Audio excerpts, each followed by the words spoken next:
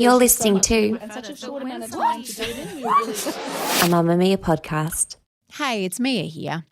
Earlier this week, we dropped an interview that I did with Rick Morton. He is a journalist and he has grown up having money problems all his life. He grew up in poverty, pretty harsh poverty, and his mother still pretty much lives in poverty. And he wrote this book called All About Money, about his relationship with money.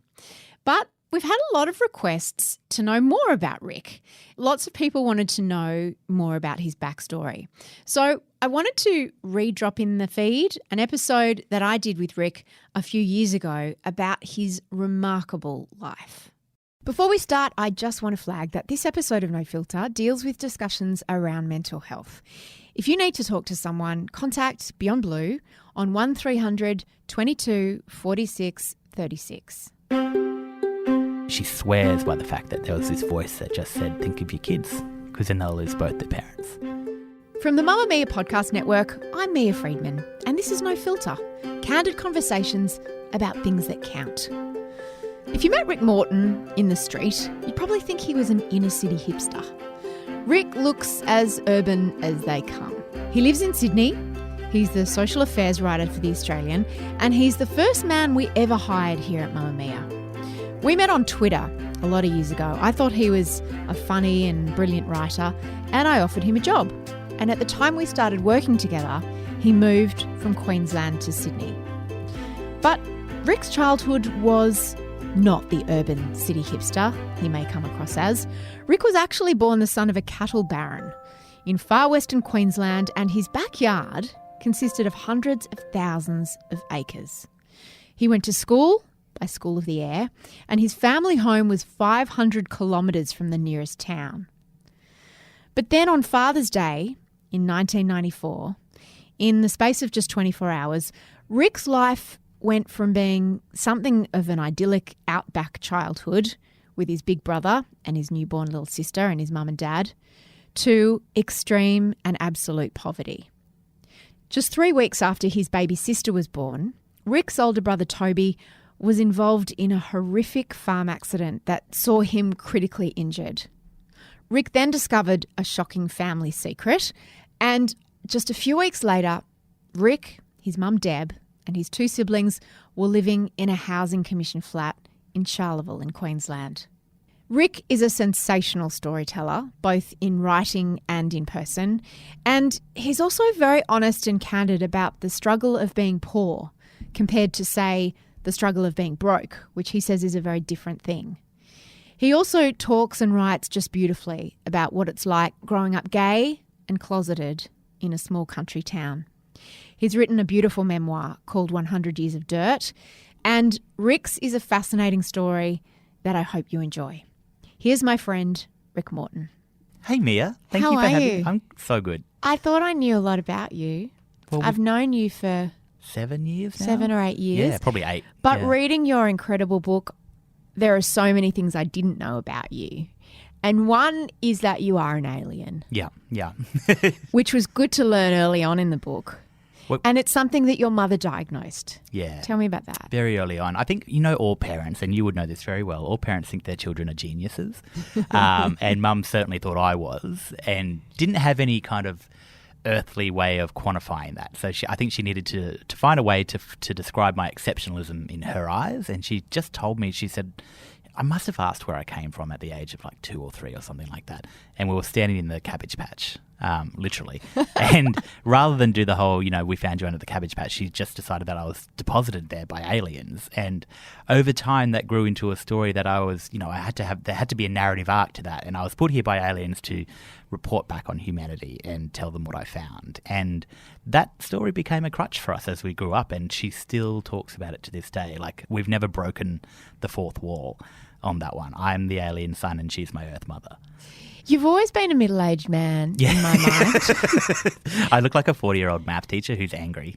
Yeah, so At the class. I met you when you were maybe 21. Yeah, you When would. you came- I would have. No, actually, I would have been 23 at Okay. the time. Yeah. So you came to work for Mamma Mia, but we met on Twitter back when people could meet on Twitter. Yes. Yeah. And things could when happen. Things were nicer. Yeah, and I was struck so much by how funny and clever you were on Twitter.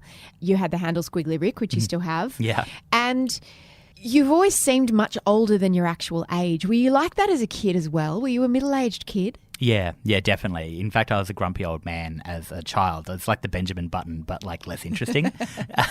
So like mum was, I hated my routine being upset. And I was like, my mum tells the story that my brother had this portable cot and they could take him wherever. He could sleep on the cot. He could sleep on the floor of the Eromanga pub if we were having a late night. He could sleep on the dirt, but I just never took to the cot because it wasn't my bed. I didn't like going anywhere. I didn't like my routine being upset. And then as I grew up, I was more mature than my older brother.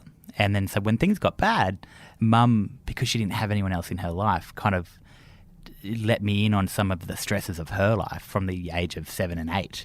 And so I grew up really quickly. And that's not her fault. I mean, I don't begrudge her that at all. But it certainly opened my eyes to, being an adult's hard. And I've been an adult since I was 8. You've also always struck me as someone who's very urban, which was so interesting. Your book obviously is called 100 Years of Dirt. Yeah. And you grew up as rural as they come for generations. Yeah. Paint me a little bit of a picture of your childhood growing up in rural Queensland. Yeah, so my earliest memories are from 2 cattle stations called Currawilla and then Palparara. They just sound like made-up names, really, don't they? They do. So, both of these are in far west Queensland. So, people talk about Western Queensland as being like Dalby over the other side of the Great Dividing Range, but this is 15 hours west of Brisbane. So far west, you're almost in South Australia, and it's just such a vivid... that landscape, there's a reason why in Australian cinema history the landscape or the outback particularly is often cast as the villain or a major character in film because it is so uniquely characteristic of, Australiana, and it's beautiful and red and rolling and there is nothing around. And when we moved to Mount Howard, which was the station I remember the most and where a lot of this book is set, I just remember it was the best childhood because it was just my brother and I at this point before my sister was born. And we had motorbikes and horses and there were cattle and there were dingoes and emus. My brother stole an emu chick from underneath a dad one day and we were like escaped on a motorbike. We had a flying nun, like an actual nun who flew her own Cessna, Sister Anne-Marie Jensen. And she used to come and do give me books about Samson and Delilah and like Bible books and stuff like that and then take us for a joyride in the Cessna. It feels magical looking back on that part of it. And of course, you're too young to appreciate that bad things can happen out there until they do. So... You went to school by School of the Air? Yeah, that was pretty cool. I liked School Yeah, of the what Air. was that like? Well, I was back at... See, I think the kids these days are a little bit... Soft? Coddled, yeah, because so I still know kids on stations now who do School of the Air, but they have the internet, and I'm like, what? I'm like, and not bad internet either. They're all on Facebook all the time. But School of the Air, when I did it, was a wireless radio. So we used to have governesses, but we had proper teachers in Charleville, which is 500 kilometres away or 400 kilometres away. Governesses sounds like something out of Picnic at Hanging Rock. Is it more just like... It's a hangover from, British Victorian eras when they actually had governesses for people who were well off. But on cattle stations in Australia, we called them governesses because they were essentially just childminders who came out. They weren't trained necessarily. Sometimes they were. But they would just come out and they would go sit with you while you did your schoolwork, which was mailed to you from the School of Distance Education. So you would do most of your work with these governesses, but your actual teachers were on the other side of a radio. And the mechanics of that is really interesting because we would have a class and there was about 5 or 6 kids in my class in year 2. And the teacher would be reading out questions, and if you wanted to answer, you had to yell your name. So I was constantly like, Ricky! And it's kind of like, how does she even make that fair? Like, how do you, unless she's got the ears of a god. Yeah, because you can't have hands up, can you? No, and it's like, the sound travels slower than light. So it was just a very a funny setup, but we loved it. Did you like your governesses? We never had a good one. We actually had really bad luck with governesses. One of them beat my brother across the face with an iron rod. Wait. Yeah. How did that just sort of come about? I don't know why she was there, to be quite honest. I've since looked her up only a couple of years ago and found her on Facebook. Really? Yeah, because she was charged with assault. But she just never liked us. She had no patience. I shouldn't laugh. It's not funny. No, That's well, terrible. it's not funny, but also she was in the wrong job. Yeah, she was in the wrong job. And my brother was a cheeky little boy, but he was a little boy. And they all are. I was too, probably, if I wasn't so scared of strangers. So I just sat there quietly going, please don't hit me with the rod. So yeah, we had, I won't say her name, but we had her. And then we had another one. Have you reached out to her on Facey? I thought about it for the book. Yeah. I thought about just going, what do you remember from that time? Yeah. Because I would love to know her side of the story. Not that, Yeah. It's in the court records, so I could have just gone through them. But and we had another one who didn't last. She came in her, this is so funny, she arrived in her like little hatchback Toyota Corolla, which got bogged in the bull dust on the station. So like when the cattle trains come through, the big road trains, they compact the dirt so much that the dust becomes like quicksand and just big piles of it on the road sometimes. And so she got her car stuck in there. And I remember as a 6-year-old thinking, who is this idiot? So the city girls were not faring very well. No, but there's almost always city girls that do it because Yeah. they want this romantic taste of the bush, and they end up having to babysit the cattle station manager's kids, i.e. me. And it's not quite the grand life they imagine. It's certainly not quite the governess's life of Victorian era England. On Father's Day 1994, Yeah. how old were you and how old was your older brother Toby? I always get my ages wrong. I think I was 7. I was 6 or 7, and he's 3 years older than me at the best of times, so he was about 9. And this was kind of like at the peak of our amazing, magical childhood. And on this particular day, it was very hot, and we were out shooting crows. He was doing the shooting because I hated guns. I wasn't built for shooting crows. You've never struck me as the outdoorsy type, in fact. So I was very interested reading about. I would say 70 to 80% of my childhood was my brother Toby badgering me to go and do things with him, and things that were dangerous and that I would never have done of my own accord, like riding motorbikes at really high speed into gullies, shooting guns at anything we can possibly imagine. Yeah. And we were doing that this day. Like, he'd got me out, but then it became too hot, and we decided to go into the big shed on the station where all the graders and tractors and cars are fixed, basically. And that's when both our lives changed forever on that day. So there was a pit, wasn't there, Yeah. where there was a lot of oil and petrol? Yeah, collected? so I always try to, it's like a car servicing pit. They do it differently in the races, but like you can drive a car over the top, and a full-grown man can stand underneath it in this pit and let out all the oil from underneath, from the sump or whatever they call it, whatever men call it, I don't know. And we were just watching this jackaroo fix a motorbike. And he lost a bolt rolled into this pit. And the jackaroo just very casually said to Tobe, can you just run down there and grab it for me? And Tobe jumped into the pit. It's got this big wooden trapdoor on it. He jumped into the pit.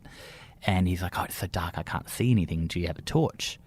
And the jackaroo's like, I don't have a torch, but here I've got a lighter.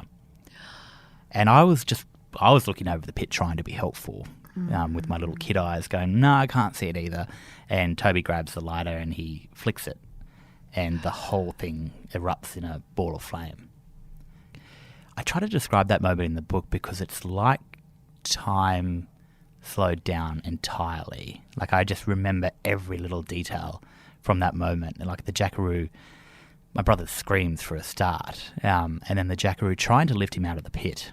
And I didn't know this was even a thing, but my brother's body was so burned and so hot. He was the hot thing, and the jackaroo couldn't touch him. Was he still on fire? Bits of him were, yeah, his clothes were. So he had one of those acrylic kind of shirts on that was in flames. His jeans were on fire, but his skin was like a hot frying pan.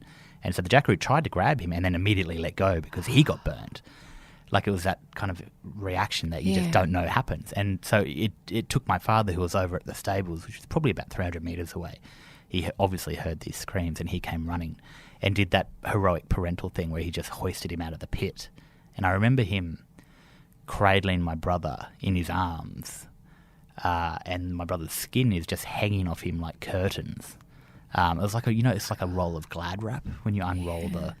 It was like that, but off his arms. And I just remember kind of running beside my father, but also not running because I didn't know what to do. And he's sprinting towards the homestead to get help. And I just remember thinking, how do you come back from this? Like, what happens now? And even as a 6-year-old, you were aware yeah. I mean, this is life-changing. This is bad. This is bad. I mean, as I say in the book, my brother was an enthusiastic student of misfortune. We had been, the Royal Flying Doctor Service knew us by name because they'd been out twice because he'd fallen off something and hit his head and needed stitches. He had to spend a night in Charleville for concussion one night. So we had to wait for them to come. But they were at the Birdsville races, and that's the biggest day of the year out there. And they had to come to our station via Charleville, where their base is, to refuel. So what were those hours like before Yeah. they got there? I blacked out some of it. I know that our neighbours on the next station, Plevenor Downs, came to help because at this point, I should say, my sister is 3 weeks old. So she's just been born and Mum's just got back to the station. And so I remember at first we laid my brother down in the schoolroom, the same schoolroom where we used to do our School of the Air lessons because that's where the wireless radio is. And they were radioing for help from the doctor. And the Royal Flying Doctor Service many decades ago set up this system where every station has a medical chest. It's this big green steel box and you open it up and everything's got numbers on it. So they can say, pull out the number 2 and draw up 10 milligrams. So it's like School of the Air, but ER. But ER, exactly. Everything had to be done by the air. And it's a really good system because that saved my brother's life in those moments, in those hours. What did they do? What do you do for a burn victim? Because the pain must have been indescribable. He was covered in towels. I can't remember if they were cold or wet towels. I mean, he kept saying, I'm so cold, I'm so cold. And I just remember thinking, that's so weird. He just got burned. And I'm like, how does that work?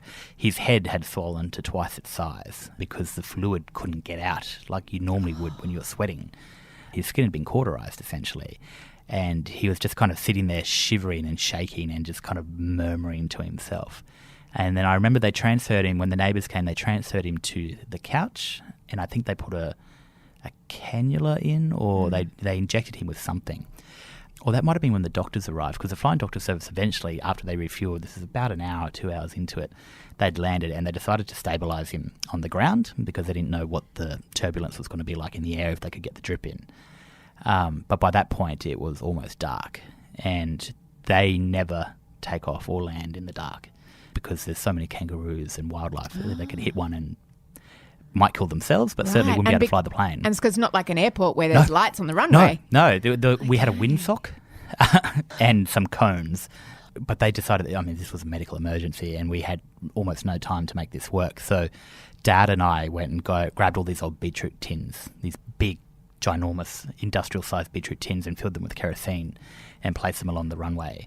And lit more them. fire. Yeah, more fire. And it was like... And you had to do it? Cause we had to. And it was like, fire ruined my brother's life, but also it would guide his rescuers. I remember Mum with my sister getting onto the plane after my brother had been loaded into the back of it, and I just kind of naturally followed her. And she said to me, there was no room. She said, you can't come. Yeah. And she said, you have to stay back here. But this is the thing that I'll never understand. My father said to my mother at that point, don't go. Don't go? Yeah. With your son? Yeah. Why? I will never understand it. I think, and Mum said to him, so there's a story in the book about when he was 5 and he was thrown into a wall by his own father and ruptured his spleen and he was sent to Adelaide Hospital. He almost died. He was sent to Adelaide Hospital 1,000 kilometres away on his own. And he never forgot it. And he told my mum how much that hurt him.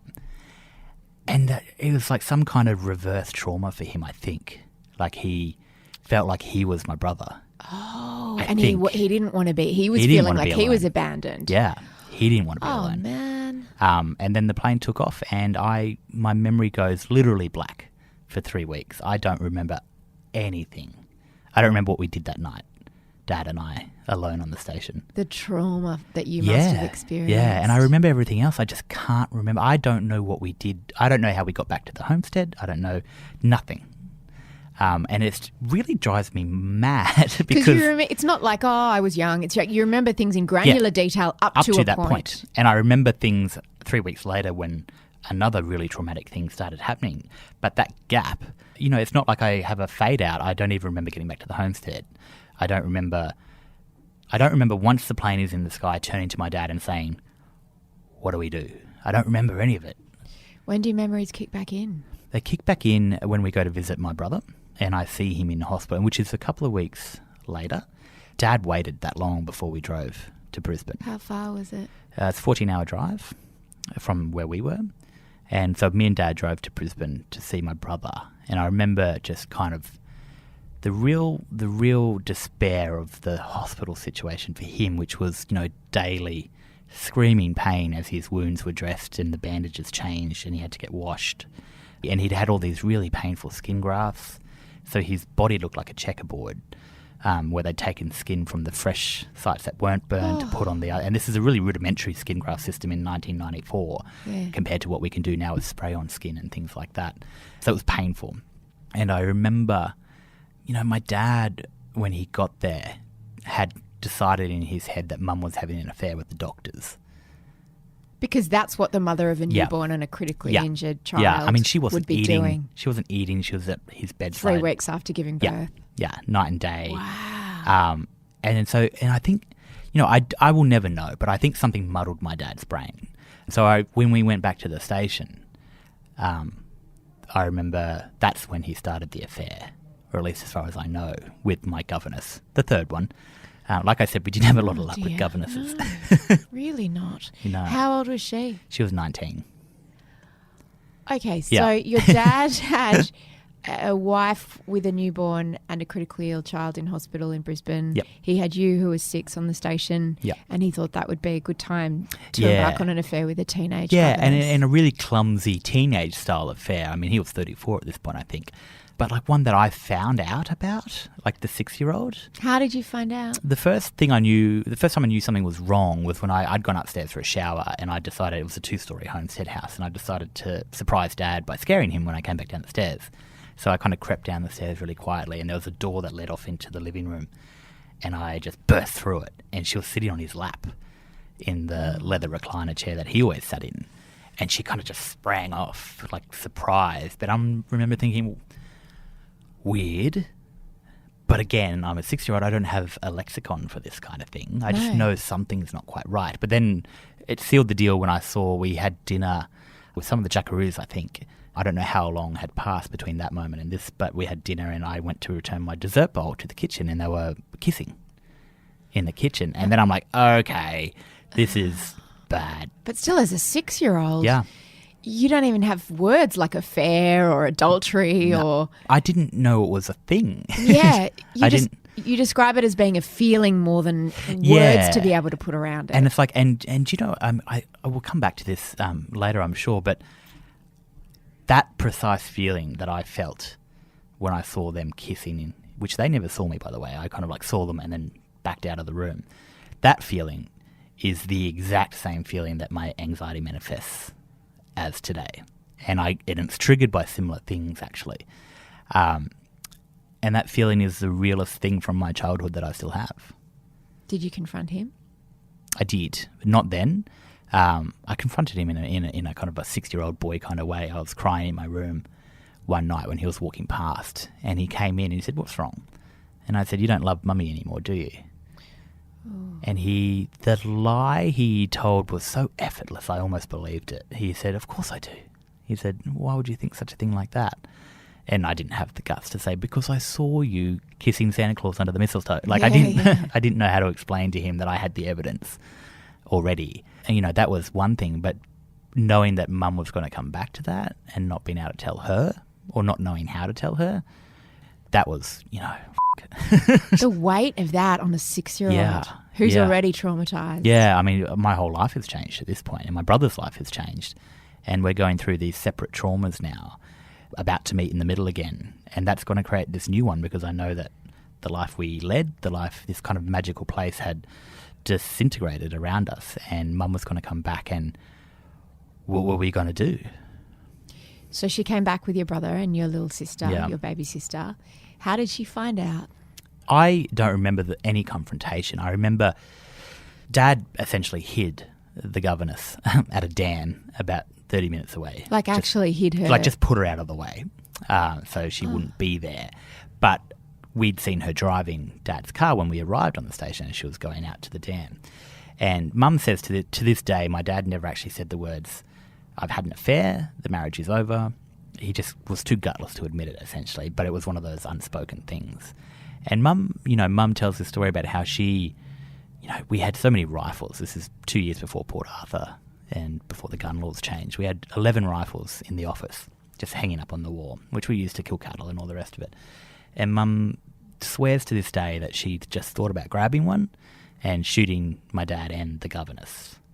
And, she's a woman of faith, but I think particularly after that point, she swears by the fact that there was this voice that just said, "Think of your kids, because then they'll lose both their parents."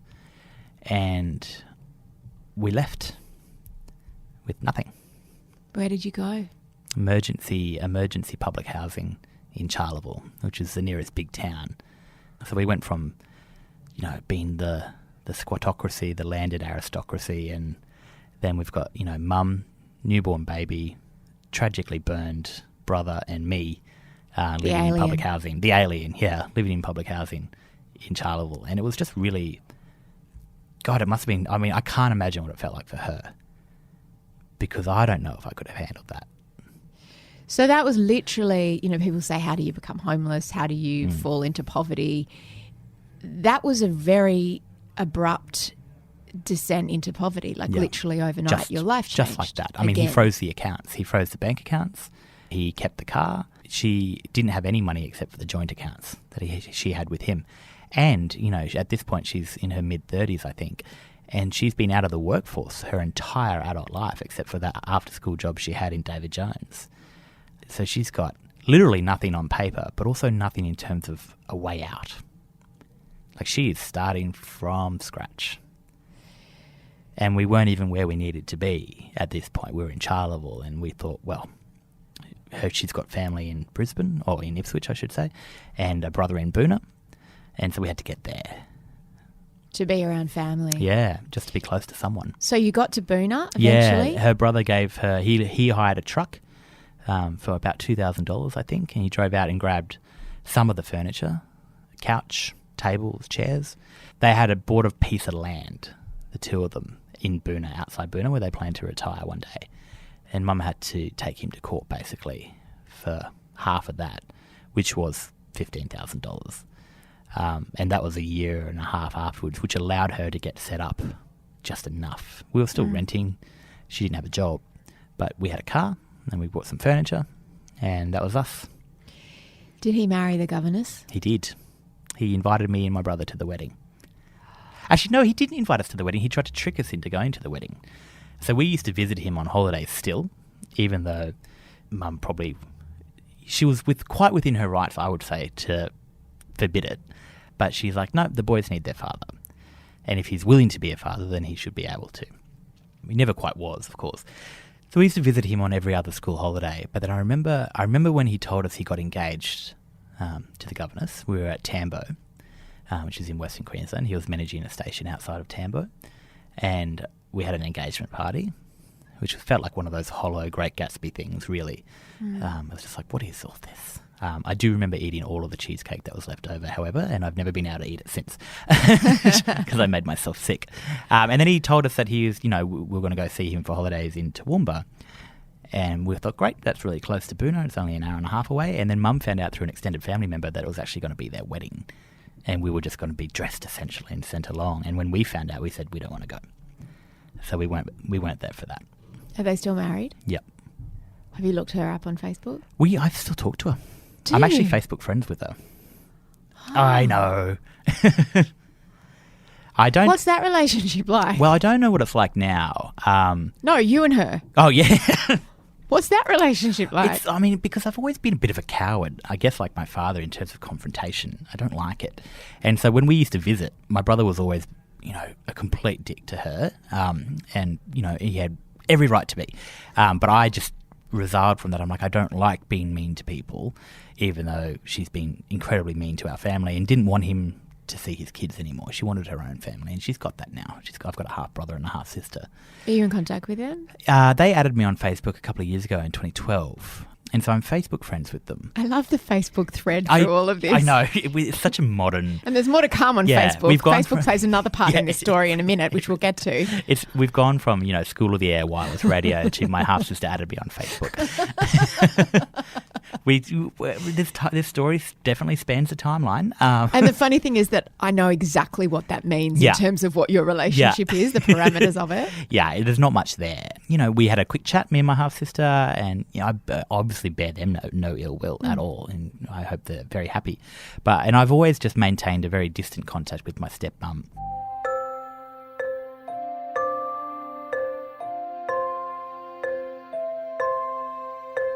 I wanted to ask you about growing up in poverty, which is what you did, and you say your mum still lives in poverty with your brother.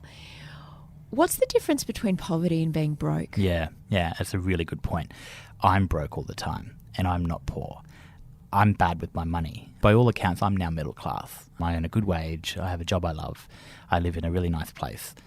And I spend my money on food and drinks and Ubers. Mum is poor. She is structurally poor. There is nothing she has been able to do in her life that has given her even an inch of breathing room. Every bill has to be budgeted for. She has to know exactly when things are due so she doesn't miss a payment.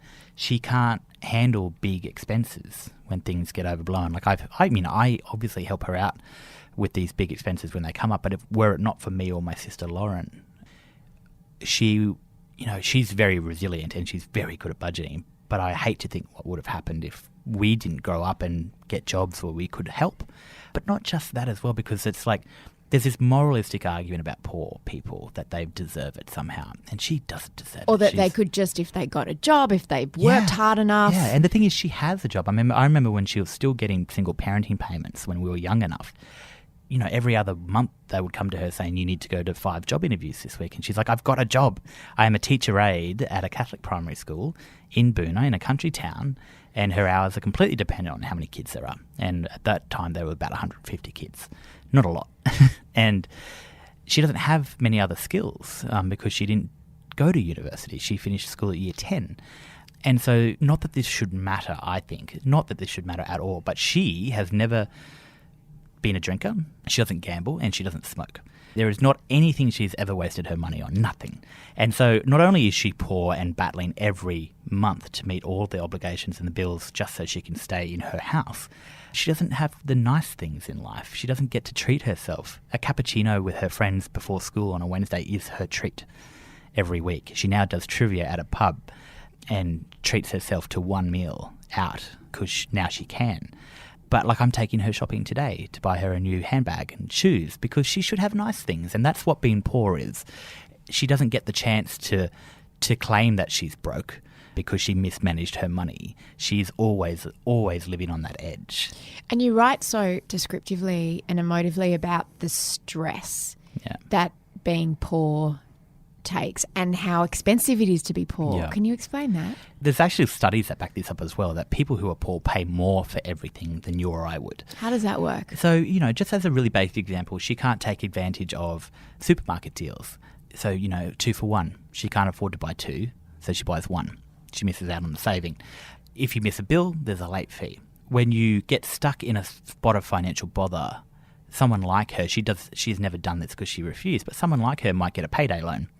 So the interest rate on that is, 15, 20, it's like a credit card, 25%. Whereas you or I could probably get a personal loan from the bank because we've got the resources. She can't do that. So you pay more for the loan, but then if you miss it, they'll take something from you. So you might have been paying off a washing machine, but they take it back. So not only have you been paying more for the washing machine, but now you don't have it. If you've got an appointment to make, sometimes you have to spend the money to get to the appointment, but go and miss out on something else. Or if you miss, a job interview and realise that you're going to miss it, but you need that job, you have to pay for a taxi when you don't have the money because you don't have a car.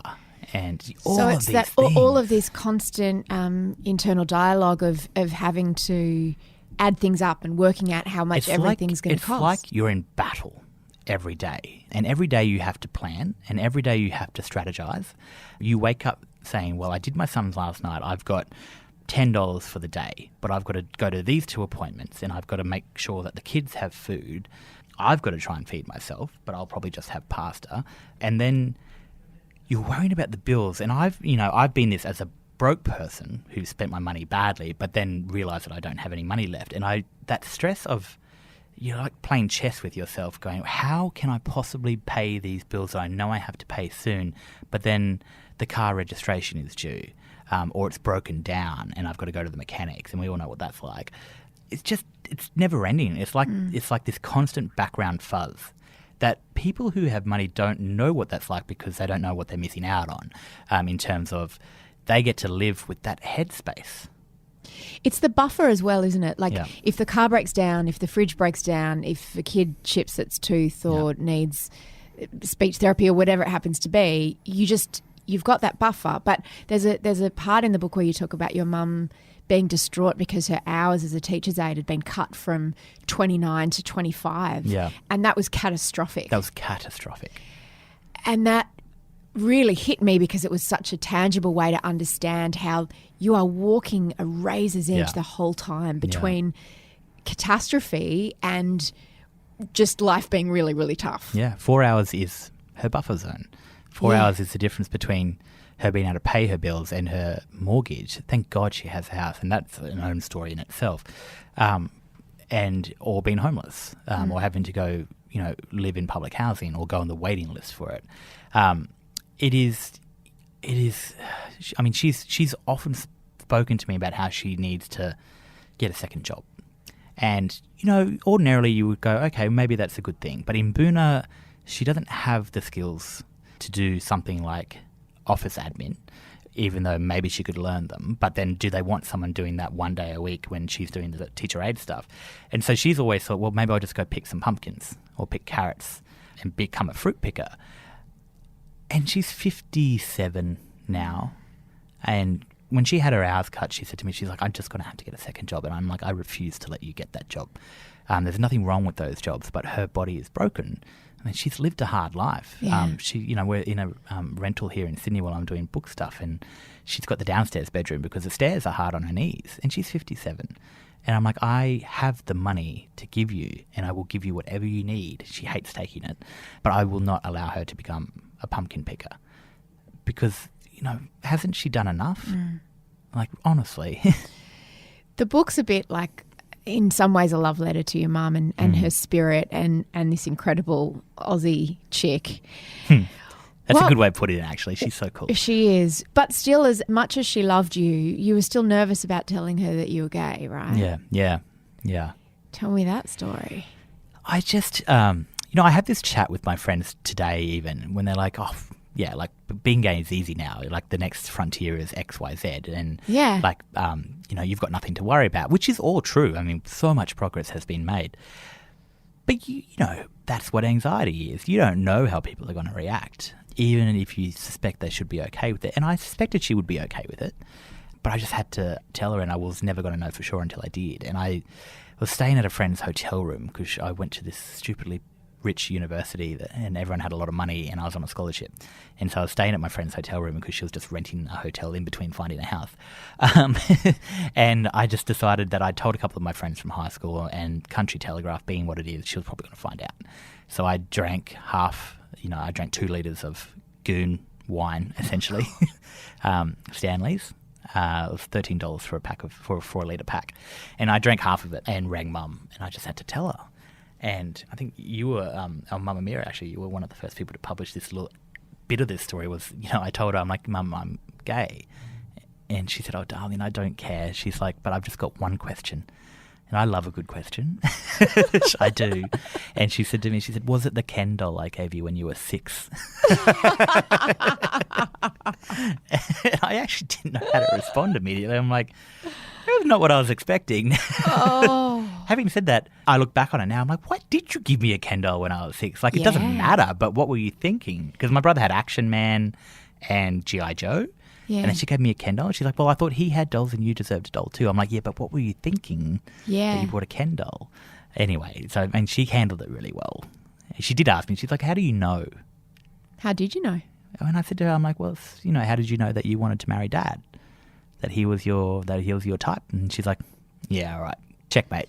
So you had crushes. Were you aware from an early age? I was aware from an early age, but I honestly thought that I could get away with never doing anything about it because I'd never felt that strongly about anyone. I knew I was sexually attracted to men, and I occasionally had crushes on boys in school, but it was never anything that kind of, savaged my emotions. I'm just like, oh, well, he's attractive, but whatever.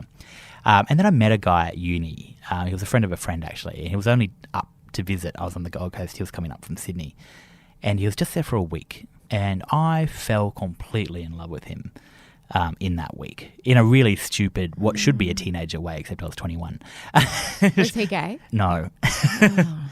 That was part of the problem because I couldn't do anything about it.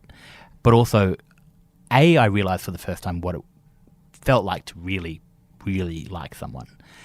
And then B, I just did all this arithmetic in my head. I'm like, well, he's straight. 40% of, probably 80% of the population, or 85, 90% are straight. I'm gay, 10% are gay, 5% of them are boys, maybe 3% of them are in Australia, maybe 2% of them are in my area, maybe 1% of them are my in my God, area. it's Maybe maths. maybe 0.1% of them might be interested in me, but I'm not interested in them. So like if you get down to 0.05% of all the gay men in the world who might be interested in you, you're interested in them, and you could possibly fall in love and be in a relationship. And I just saw those numbers, and I'm like, well, that's impossible. I'm going to be alone for the rest of my life. You came out on Facebook? Oh, yeah. So I remember writing this thing at the time. So I'd come out in my real life, and then That must be exhausting, having to just tell everyone, hey, I'm like having those conversations. Like, constantly. how exhausting. And like even just like the little things, like getting in a cab and they're like, you got a you got a girlfriend? wife, you got a girlfriend, you got kids. And I'm like, no. And then it's like, do you tell them? Don't you tell them? Am I being a coward if I don't? Do I really want that conversation? Do you know who identifies with that is mothers who've lost a child. Oh, wow, yeah. Or who've of had, course. yeah. So our mutual friend Bex Barrow says this all Yeah, the I time. love When someone's Bex. like, oh, how many kids have you got? And she's like, do I want to tell the truth? Yeah, is this so it's the like, day? oh, well, one of them died, but I've got 3. Yeah, and Yeah, it's so like, I've got 4, I don't but want to have that 3. conversation with the Uber driver or the No. person at the And yet checkout or it's the just mother so at the jarring school all the gate. time because it makes you think about it. Yeah, and you have to lie. Yeah. So you go, oh no, single. Yeah. Oh, guy And then like you feel like you're plenty living, of girls. you feel like you're a fraud. Yeah. Or that you're ashamed of something. And I'm not ashamed of being gay, although I have felt shame many times because of the way other people have treated me. And so it's kind of like you're just constantly living in this world. So I came out in my real life, but then eventually years later, I'm like, I guess it's time to change my Facebook thing from interested in. This is back when they still had this. I don't know if they even God. do it anymore. But it was like I'm a man interested in men. But mine was default setting. I think was woman at the time, and it was just staring at me all the time. And so one day I'm just like, I have to come out on Facebook. I have to change it. What did you say? I didn't do it. I just changed the status. I didn't accompany it with anything. I just did it. And then I'm like, like now all these people who didn't know. And it's kind of like, and no one said anything, but it's kind of like at the back of my head, I'm like, well, now they definitely know. You felt very exposed, I imagine. Funnily enough, I mean, we talk about that as a funny thing, but I lost my login to my MySpace account many years ago, and that still says that I'm interested in women because I set it up before I came out. And not only that I'm interested in women, but that I thought Nicole Kidman was hot. She was my cover. And it's still out there in cyberspace. I can't change it. I cannot get into it. So, like, there's this little straight boy, Rick, who's frozen in time, who loves Nicole Kidman. Who's really hot for Nicole. We haven't actually travelled a long distance, myself and that former guy, but I'm hot for her acting. You write in your book, anyone looking for a reason to explain the rates of suicide and self-harm among queer Australians need only look at the shrapnel wounds of disgust and rejection they've collected over a lifetime. And the rates are even worse in regional Australia. Back to being in the Uber and being asked by the driver, the difference between the mother who tells that story, oh, one of my children, it's like you're met with gushing sympathy and empathy and it might be awkward, but you don't have to be fearful that someone's going to say something horrible to you. Yeah. But I imagine when you come out or at any time, you talk about the constant stress of being called a name or being shamed or... It's something, it's called minority stress, and all minority groups go through it. But as researchers have pointed out, being gay or queer or transgender, for the most part, is one of the only ones you can go through without people knowing based on the colour of your skin or certain other attributes. So you go through it in secret. You keep only your own counsel.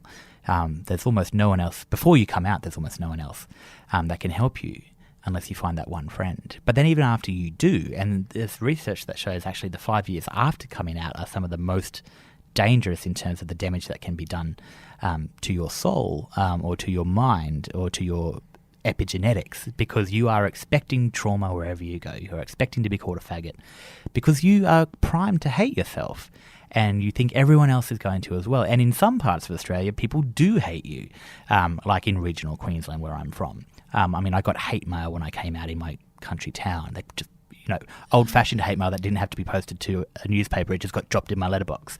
And then once you're out and comfortable with yourself and you learn to stop expecting that every day, one day you will get yelled at a faggot from a car, and then you'll remember, oh no, I do have to be worried about that. And so you start worrying about it again. I mean, even just 2 years ago, I was at a friend's house party in Balmain, and I caught a cab back to my place at Glebe, and the cab driver just said, he's like, oh, you must be wanting to go out to that gay place, do you? I'm like, excuse me? And he's like, He's like, you look like a faggot. Do you want to go out to the Oxford Street? I'm like, are you fucking kidding me right now? I'm like, I'm paying you for a ride home. So I got him to pull over. I'm like, I don't want, and he started yelling at me. And I'm just like, pull over the fucking car. I don't want to be here anymore. And like, I was 28, 29, and I was in Sydney. In inner city, Sydney. Balmain. They vote Green. Wow. And so it's like you just never know when you it's never gonna know. happen. And that is actually the same as being accused or beaten or yelled at every day. The expectation is what does the damage, not the result. So it's kind of like the way I describe it in the book, and probably comes across better in speech. You know when you get like a really bad static shock, and then you get a second one within a short space of time in your house or something like that, and then all of a sudden you're touching every surface with mittens on because you're like, I don't want to. Like, are you expecting it? And like you reach like hesitantly for the lift button. I mean, this still happens to me all the time.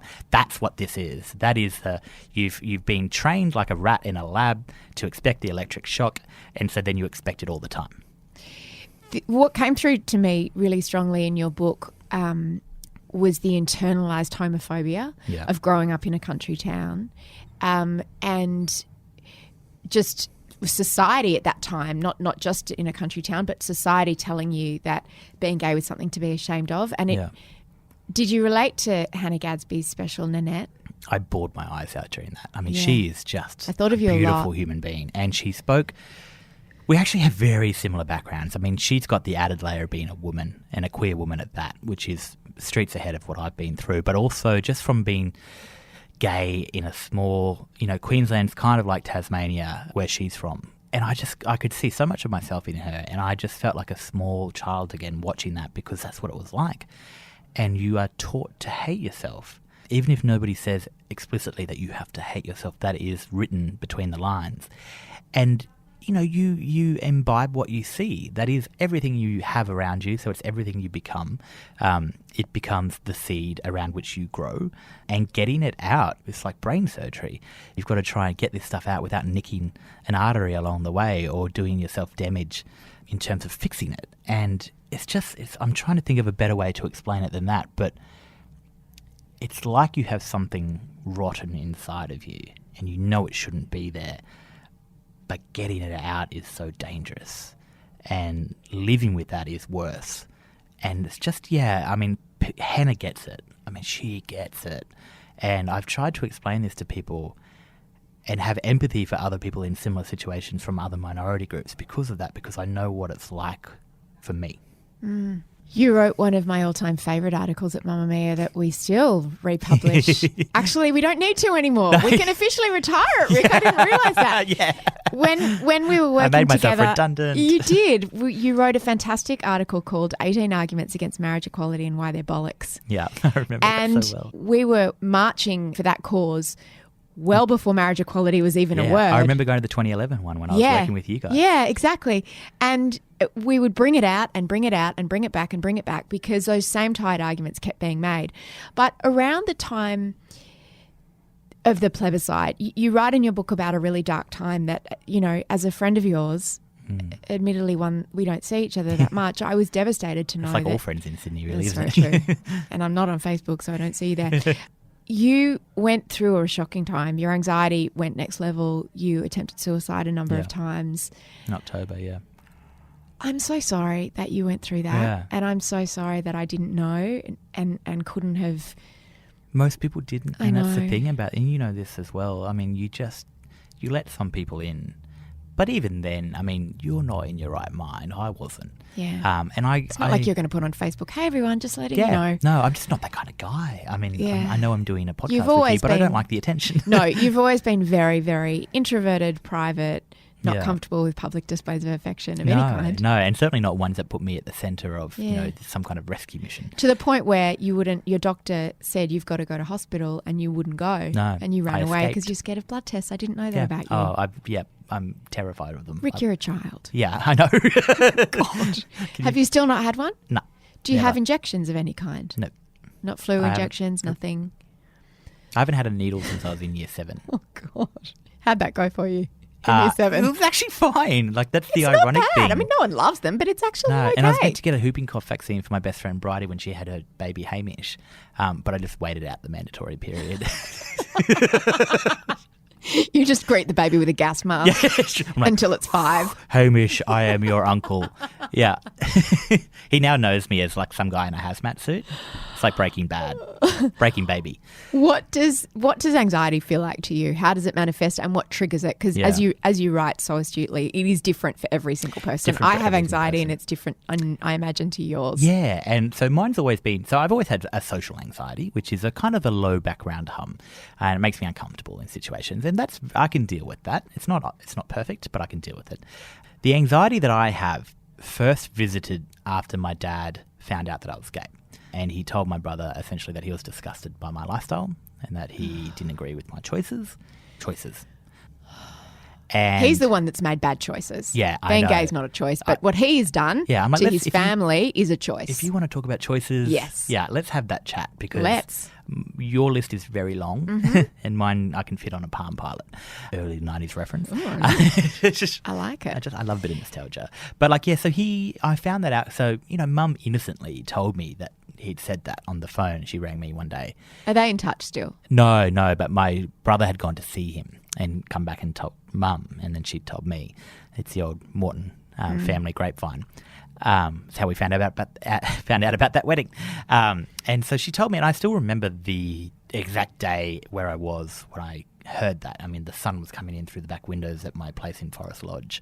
I was on a day off from work. I was sitting on the couch and kind of just, in the living room, enjoying what was a beautiful, beautiful day in Sydney.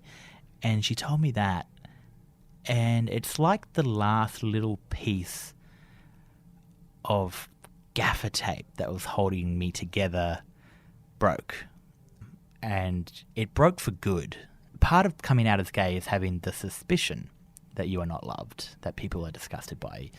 Mostly it's only ever a suspicion if you've got good people around you.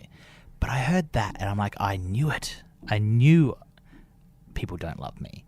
And it wasn't just that my father didn't love me. It was that everyone who You I thought... extrapolated. It was extrapolated. He became the blueprint. And he became a blueprint in a really odd way. So I had a series of... I'd always found it particularly intoxicating when straight men acted like normal people around me because they never did. And so you get one particularly beautiful one, and I mean beautiful in like a soul, who just treats you like a normal human being and gives you a hug and a kiss on the cheek when you say hello because they're your friend. But then I kind of got trapped in these situations with these people where I'm like, that's what I've been looking for. And then I kind of fell, not in love, but kind of fell for that version of a friendship I'd never had, which represented that kind of love 'Cause it was from intimacy. a father. Yeah, that I'd never had. And then it became really, really poisonous when, I saw them kind of like having this life with other people away from me. And it was like, oh God, they're leaving me. Or if they didn't respond to a text. And it wasn't just them, it was friends and all these other people. And it became the feeling I got when I saw my father kissing the governess in the kitchen. That is the feeling I get when I have a panic attack. And it's normally triggered by one of these things. It's normally triggered by this idea of abandonment. That this is the moment I can see the train going off the tracks. And I even now I'm kind of getting like a simulation of that feeling. It kind of rises up from within me. And it's like a boiling kettle is being filled up until it reaches my head. And I lose it. And it's really toxic. It's toxic for When me. you say you lose it, how does that manifest? Just kind of shaking and crying and just like wanting to almost like dig this feeling out of my head. It's like get it out, get it out, get it out, get it out. It is just so real. It feels like I'm about to die. It feels urgent and that there's nothing I can do about it. And that this is all happening again, and that this is destiny, and people are leaving, and why wouldn't they? Because they've left before. I've got the proof. And it is just the most hideous feeling. I mean, I've had depression for a long time, but it's almost, it's not a bad kind of depression. Obviously, there are scales, and it's bad, and it's not good, but it's never made me want to kill myself. Anxiety is just a completely different hideous beast. How do you manage it? Medication these days, which is, I have to be on it. And I never, ever went on medication until after 2014. I just avoided it for most of my life. No. Why? I had it in my head that I didn't want to be stuck on that stuff. I love being stuck on it. Oh, God. I don't see it as being stuck on it. I see it as saving me. Well, and I think I have to come to terms with that because it does save It's like me. insulin. Yeah. Like diabetics aren't stuck on insulin. Precisely. They use insulin to stabilise. And I realised how much it was doing for me when a doctor, without warning, cut my dose by half last year. I got so angry when I read that. Honestly... I also got angry at you for not thinking, I know. Hang on, this is probably a bad idea. I'm like, he's a doctor. I revere doctors, even though I hate blood tests. I just think, they're smarter than You'll me. do anything. Just don't stick a needle in me. Exactly. Sure, I'll If you cut tell my me to cut medication dose, by I'll do half. it, which is probably far more deadly. And the effects were almost immediate. That could have killed you. Yeah, it almost did. It almost did. And I didn't even realise what was going on. And this is why it's so intangible, this kind of, all mental illness is so intangible because that's chemicals in my head. Yeah, and reading about it, you could go, but why did he not put two and two together? But in the moment, you're not thinking with your right I'm mind. like, something's gone wrong. What is it? I'm like, there's people around me. Do they love me? That's what it is. I've noticed something. It's chemicals. Yeah. And as soon as I went back on my normal dose, I say this in the book, I remember the precise point on the street where it lifted. When the medication kicked in, I was walking to work and I'm like, oh my God. Like I had the same thoughts as I had before, but they're not poisonous. It's like, oh, Bridie hasn't texted me back. I should give her a message. Or like, I haven't spoken to Seamus in a while. I'll give him a message. It wasn't poisonous. It was normal stuff. And that's the difference. And It's like you're not seeing the world through anxiety-coloured glasses. Yeah. You're just seeing the world. Yeah. Which is, God, you don't know how much, well, you probably do, but you I do. don't know how much you miss it until you get it back and you're like, oh, God, this is pleasant. And also you don't realise, when I started medication, I didn't realise that the world didn't have to look like that. No. I just thought that was the world. Yeah. And I thought that was how you felt in the world. Yeah, it's the worst world ever. Yeah. Have you got a partner? No, Why not? because I am a busy boy. That's such a lie. Oh, you're a busy boy sexually? No. Because you say in the book, which I think you finished, how long ago did you finish it? I finished most of it before Christmas and I finished the last chapter in April. So you said a few months ago, you said at the time of writing, I've never had a relationship. And how old are you now? I'm 31. Rick, I know. are you a virgin? No. Well, that's good. I had to think about that. You did have to give that a bit of thought. How long That's until you're a progress. virgin again? It grows over if you're a girl. Not sure that's how it works for boys.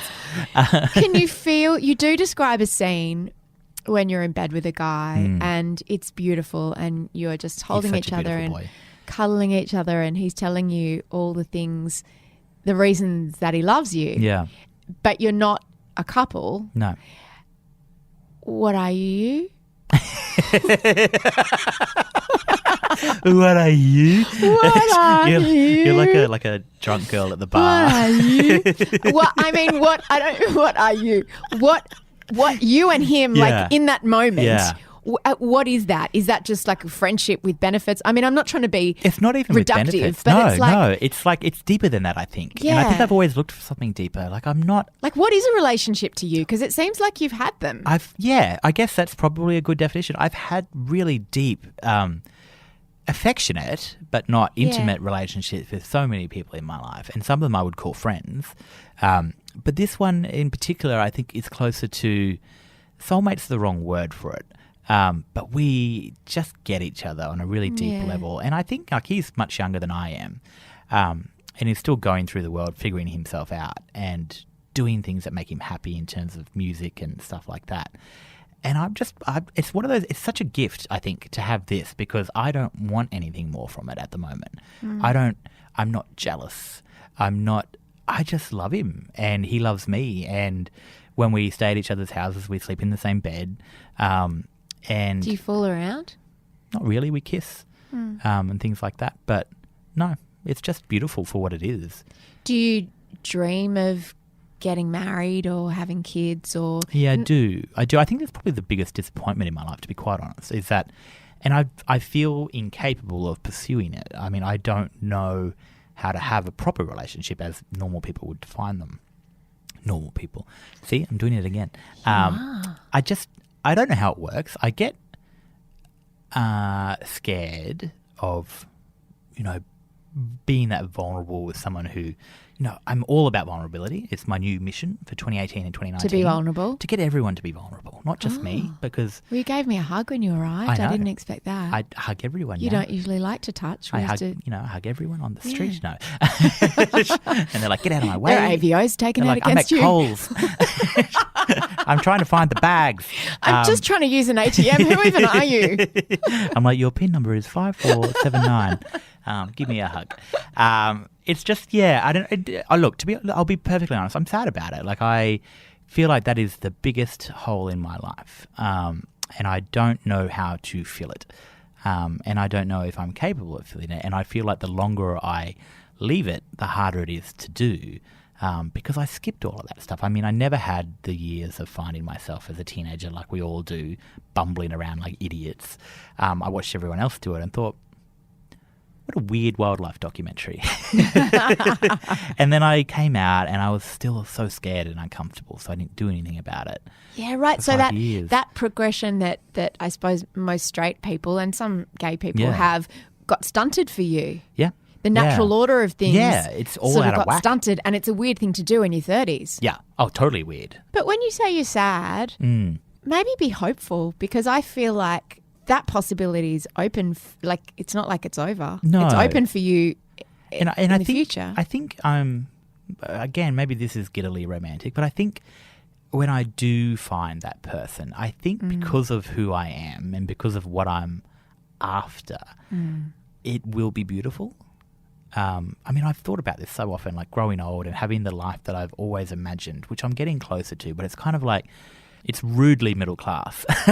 It's just like, living in this beautiful apartment, maybe in New York, but definitely in Sydney or Melbourne, and having, these fun jobs that we both enjoy, and then coming home and hosting dinner parties and like waking up next to each other and walking the dog. I'm getting clucky. I would love kids. You'd be a great father. I didn't ever think I would be. And I think probably then I wouldn't have been. But now I think I've dealt with some things I needed to deal with, and I'm a better person for it. Are you in therapy? Yeah, not consistently, but yes. But when you need it. And is your mental health stable? At the moment, yes. Exactly. Yes. How stable are we ever? Yeah. And was writing the book very triggering for you, or was it healing for you? Healing. I wanted to write this book, and I knew I was going to do it at some point in my life, whether I was 31 or 60 years old. So having always thought that from primary school, I mean, Mum and I, our whole lives were revolved around this story and the story of the aliens and how that intersects with what happened to us. I knew I had to do the book. And so I spent my whole 20s not only figuring myself out, but figuring out these feelings and what this all means, and coming to a really mature understanding about it all as well. Not pointing the finger at my father, even though, on paper he's done really bad things, but not finding a villain. I don't want a villain. This story doesn't have one. And then finding, Well, the villain's inside you in this story. Well, yeah, at the moment. Hello, villain. How you going, mate?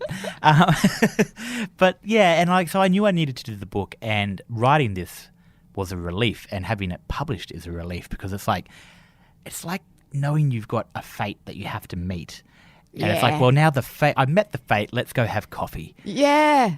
Isn't that nice? And I can write other stuff, the fun stuff that I want to write. I mean, this is fun, I hope, for some people. Well, it's beautifully written. I mean, you're such an exquisite writer. I hope it's the first of many, many books. Yeah, I want to write fiction as well. Yeah, please do. Yeah. I'll read your shopping list. You've got such an exquisite ability to... You've just got such a unique voice. Now, we didn't even get to talk about your brother's ice addiction. No. But people will have to buy the book and read that, because that's an incredible part of harrowing. your story as well. Incredibly harrowing, incredibly common, like tragically common in this day and age. I feel like a lot of people will be able to relate to it. I think so too. And I learnt so much from that, and the effect that ice, more than any other drug, has on an entire family was just incredibly sobering. Yeah. Your book is an absolute triumph. I'm so happy to see you looking well and happy. Thank you. Keep taking your meds. Yeah. And go on more dates. Yeah. And I love you, and don't ever forget it. Not necessarily in that order. Love you. Thank you so much. Thank you so much for listening to this episode of No Filter. As I said at the start of the show, if you need to talk to someone, if this has brought up any issues for you, please contact Beyond Blue on 1300 22 46 36. Rick's book is called 100 Years of Dirt. It's available anywhere that you can buy books, including online at Booktopia. And next week on the podcast, I speak to another man who's written a book. 2 in 2 weeks. How's that? It's the Bachelor himself, Osher Gunsberg, who is, of course, not actually a bachelor, but he too has just written a memoir. It's called Back After the Break. Last time I spoke to Osher, I told him that I had heard that he was good at sex. So who knows what our next conversation will hold. If you enjoyed Rick's story, I have a recommendation for what you might like to listen to next. In the latest episode of our Family Life podcast, which is called This Glorious Mess, our hosts Holly Wainwright and Andrew Daddo hear firsthand how the land can impact on a farming family's life. These kids have had to grow up a lot quicker than I wanted them to. But I have to keep telling myself that I always wanted them to be strong and independent and resilient. And I tell you what, this drought is really challenging that. You can listen now to that episode wherever you're listening to this podcast, and we will link to it in the show notes. This show was produced by Eliza Ratliff. I'm Mia Friedman, and I'll see you on mamamia.com.au.